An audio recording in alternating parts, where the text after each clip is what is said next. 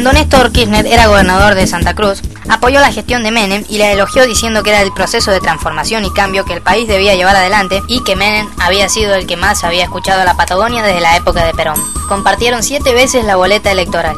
Néstor presionó, hizo los trámites, le costó, pero lograron la privatización de YPF. De no haber sido por él, no hubiera sido posible. Las regalías que obtuvo y los negocios con ella son los dichosos fondos de Santa Cruz, algo de $1.000 millones que Néstor puso en cuentas bancarias fuera del país a nombre de él y los hizo desaparecer. En sus años de gobernador, Néstor y sus funcionarios fueron demandados decenas de veces por diversos delitos y actos de corrupción administrativa, pero la justicia estaba bajo su control gracias al manejo de las personas a cargo de estas, y entonces hacían mandar a un cajón o desaparecer las causas. ¡Es un capo!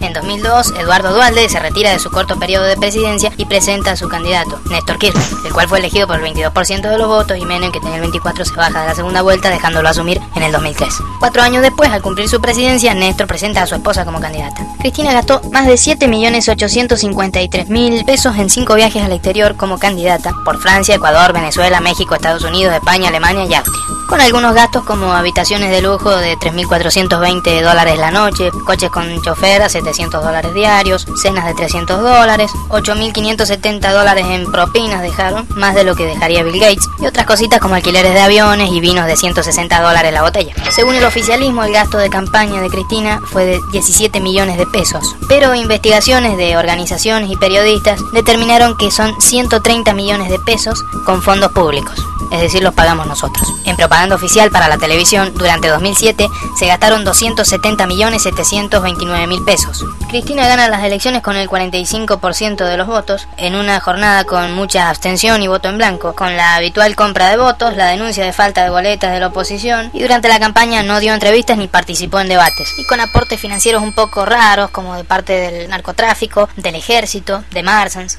Pavadas. Frente a un país con necesidades y desigualdad, Cristina propone el proyecto para saltar a la modernidad, el Tren Bala, endeudando al país por 30 años por $3.900 millones, que empezaría a pagar un futuro gobierno dentro de 7 años. El trayecto conecta solo 3 provincias, el boleto tendría un precio de 400 pesos o pagaríamos un subsidio, y sería un lujo solo para turistas. Un avión es más rápido y la mitad más barato. Con la mitad del presupuesto del Tren Bala se podría reconstruir la mayoría del sistema ferroviario, conectando al interior. Pero mientras, las empresas ferroviarias reciben 5 millones de pesos diarios en subsidios, es decir, 1.800 millones al año, por un servicio que deja bastante que desear. Es un tema a tener en cuenta debido a los precios del petróleo, la contaminación ambiental, la saturación de rutas, con más de 8.000 muertos y 12.000 lisiados por año. Guillermo Moreno, el capitán del INDEC, nos ofrece desde el año 2007 datos que son una mentira. Han alterado los índices y obligan con patotas a empleados a cargar datos falsos. Hicieron renunciar a la directora de precios al consumidor y fue reemplazada por una funcionaria cercana a Moreno. Según consultoras independientes, la inflación de 2008 anduvo en el 30%. El INDEC dijo que era del 7,2%. Los tarifazos a principios de 2009, con aumentos de 100, 200, 300% en servicios, tasas, impuestos, energía, transporte, educación, parecen no ser registrados. También se dejaron de publicar datos de distribución del ingreso y se modificaron los datos de empleo, entre otras cualidades. Moreno es un buen tipo, suele apretar a las empresas bajo diversas amenazas para que reduzcan los precios, por ejemplo. Como conclusión, según el INDEC, una familia tipo de 4 personas come con 14 pesos por día. El INDEC dice que el 15% de la Argentina es pobre y el 4,4% es indigente. Acá vemos la diferencia entre lo que dice el INDEC y lo que muestran las consultoras independientes, donde podemos ver cómo la pobreza ha ido incrementándose. Tomando la inflación real, el 32% del país es pobre y el 12,2% es indigente. Es decir, 12 millones de argentinos son pobres, de los cuales 5 millones pasan hambre. 44% en Jujuy, 45% en Formosa y Santiago del Estero, 46% en Misiones y Corrientes, 49% en Chaco. UNICEF determinó que 25 menores o bebés mueren al día por causas evitables. El porcentaje se acerca a la recesión de 2001, donde la pobreza era del 35%. El 47% de los menores no cuentan con obra social o plan médico. De 2002 a 2007, la población en las villas 31 aumentó un 300%. Sin embargo, se ha acumulado superávit fiscal durante 5 años sin acciones concretas para mejorar la situación. Se puede nombrar al Plan Nacer, un préstamo de 430 millones de dólares que da al Banco Mundial para disminuir la mortalidad infantil. Pero nuestros funcionarios a cargo ya han hecho de las suyas, queriendo cobrar 4 veces más de lo previsto la adquisición de insumos y equipos para los hospitales y pidiendo coimas a las empresas para participar del plan. Por eso preguntamos, ¿es que vale más la vida de un desaparecido de la dictadura que la de un niño que muere por desnutrición o causas evitables? Los argentinos pagamos hoy más impuestos que en 2001. La recaudación promedio es una de las más altas de América Latina. El esquema impositivo es regresivo, castiga el consumo y consagra las ganancias, es decir, afecta más a los pobres que a los ricos. Después de 5 años de crecimiento, con la economía y el poder a favor, ¿sigue siendo todo culpa de Menem? La soja, por ejemplo, llegó en 2008 al doble del valor que tenía en 2007. Esto le jugó en contra de los exportadores de granos, porque tenían que comprar en el mercado interno a precios superiores a los precios de exportación. Necesitaban que los valores se retrotrayeran a los que había en noviembre del año anterior. El gobierno les dio la mano salvadora, dictando la medida de las retenciones móviles. Desde enero del 2007 a mayo de 2008, sobre un volumen de exportación de 21.268 millones de dólares, se recaudaron por retención 4.984 millones de dólares, es decir, el 23,4%, cuando supuestamente tendría que haberse recaudado 6.432 millones de dólares. La diferencia de 1.447 millones de dólares es una estafa de los exportadores al fisco que es pagada por los productores. Esta es la lista de los exportadores que se quedan con cientos de millones de dólares.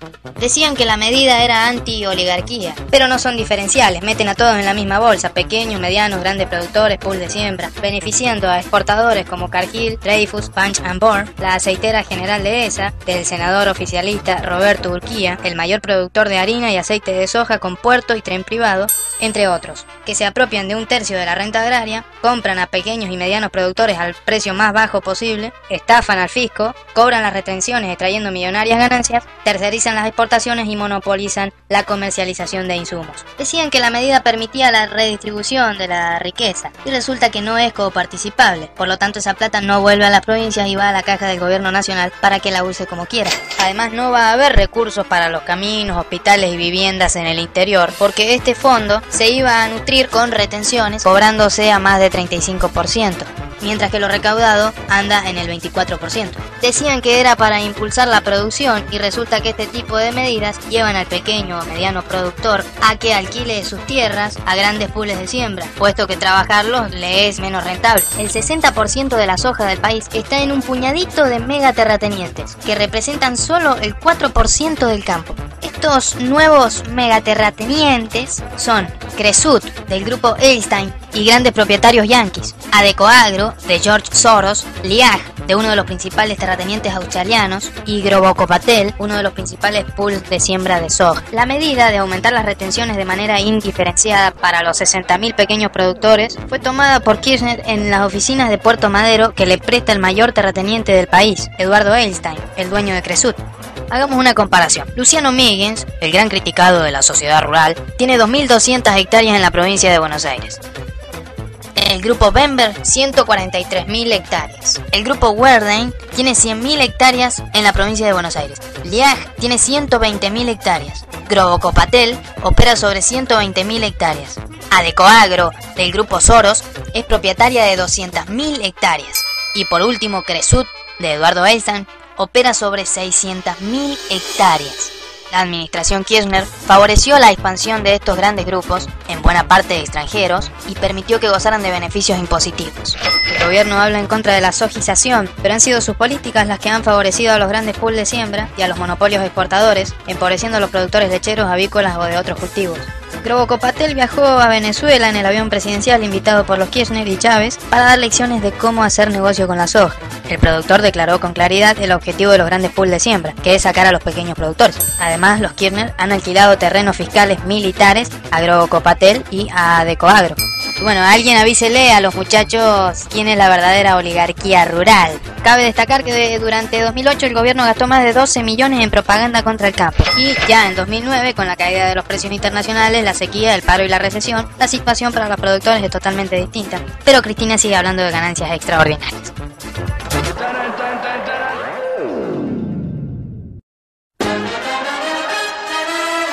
Al comienzo de la presidencia de Néstor, era el presidente que contaba con la mayor fortuna personal, superando a Menem, De la Rúa y Duhalde.